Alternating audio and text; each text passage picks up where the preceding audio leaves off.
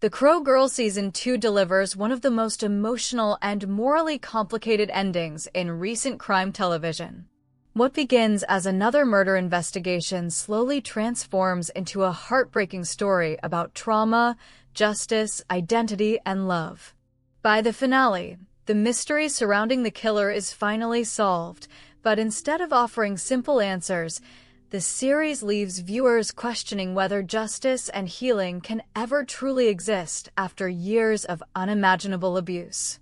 The biggest revelation continues directly from the shocking ending of Season 1. Dr. Sophia Craven and Victoria Berman are not two separate people. They are the same woman. Sophia has been living with dissociative identity disorder, causing different identities to exist within the same person. Even more tragically, Sophia herself does not fully realize that she is Victoria. Throughout much of the investigation, she genuinely believes she is helping solve crimes committed by someone else. In reality, she has been searching for herself. This revelation completely changes everything. It also creates a personal disaster for DCI Jeanette Kilburn. Not only has she unknowingly fallen in love with the prime suspect, but their relationship becomes public knowledge inside the police department. Her professional reputation immediately falls apart. Officers whisper behind her back. Her superiors question her judgment. Everyone sees her relationship as a serious conflict of interest. Jeanette refuses to hide from the accusations. She reminds everyone that although she made mistakes, she never knowingly entered a relationship with a suspect. Neither she nor Sophia understood the truth at the time. Still, the damage has already been done. Her career and personal life are now deeply connected to the investigation.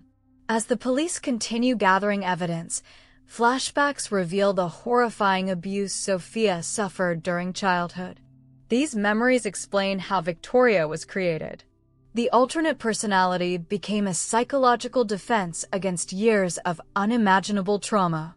Rather than portraying Victoria as a simple villain, the series presents her as someone shaped by horrific experiences that shattered her sense of identity. Eventually, Sophia returns to the remote manor where much of that abuse originally took place.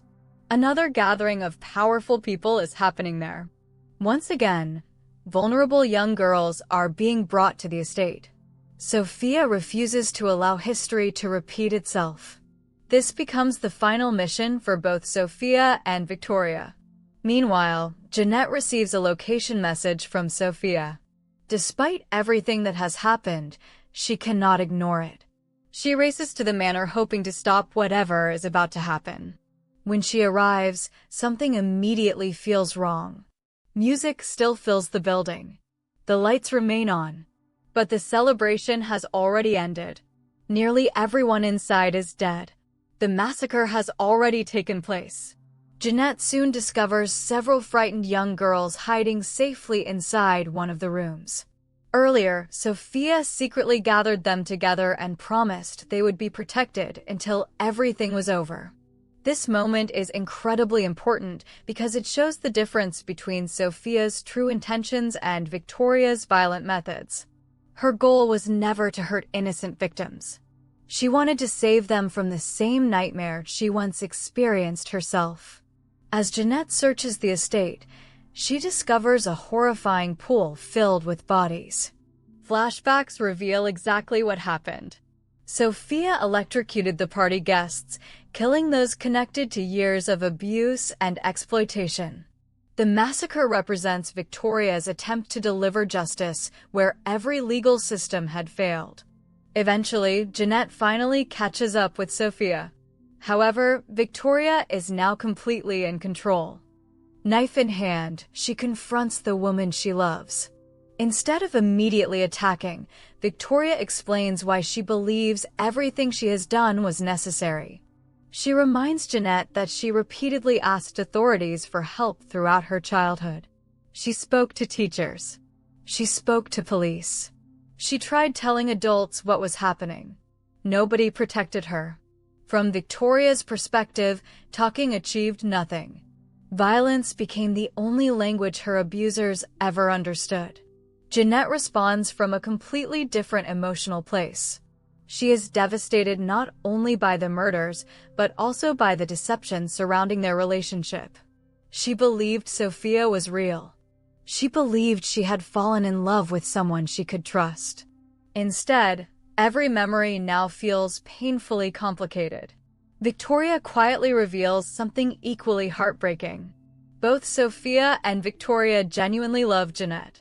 Despite existing as separate identities, their feelings are real. This confession transforms the confrontation from a simple police arrest into an emotional tragedy between two people who truly care for one another but can never have a normal future together. Before either woman can decide what happens next, another threat appears.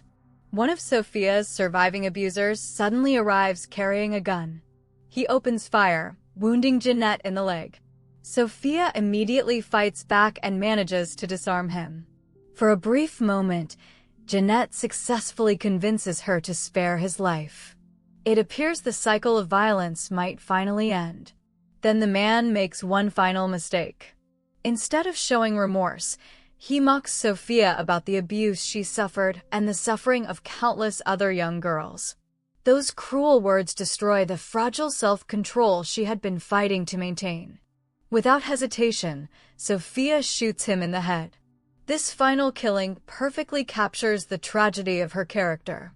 She desperately wants peace, but the trauma inflicted upon her never truly allows it. After everything is over, the two women share one final emotional moment together. Sophia gently touches Jeanette's face and quietly asks her not to leave. Jeanette knows there is no future where they can simply walk away together. Yet, she cannot bring herself to arrest the woman she loves. Instead, she tells Sophia to run. Sophia leaves in tears. Jeanette watches her disappear. The ending never reveals where Sophia goes. Instead, the story concludes with Jeanette reflecting on everything that happened. She admits that sometimes she still thinks about Sophia. Sometimes she remembers Victoria. Sometimes she remembers both. Most importantly, she realizes she loved both identities equally. That final narration is not simply about romance. It reflects the complicated reality that Sophia and Victoria were never entirely separate people. One represented compassion, healing, and hope. The other represented pain, rage, and survival. Jeanette loved the whole person, including the parts created by unimaginable suffering. The ending of The Crow Girl, therefore, refuses to offer simple justice. The guilty are dead. Many innocent children have been saved. But Sophia escapes. Jeanette loses both the woman she loved and the career she once valued. Nobody truly wins. Ultimately, The Crow Girl Season 2 is less about catching a serial killer than examining what happens when society repeatedly fails its most vulnerable victims. Sophia became both healer and executioner because every institution that should have protected her failed instead. The final scene leaves viewers with one haunting question.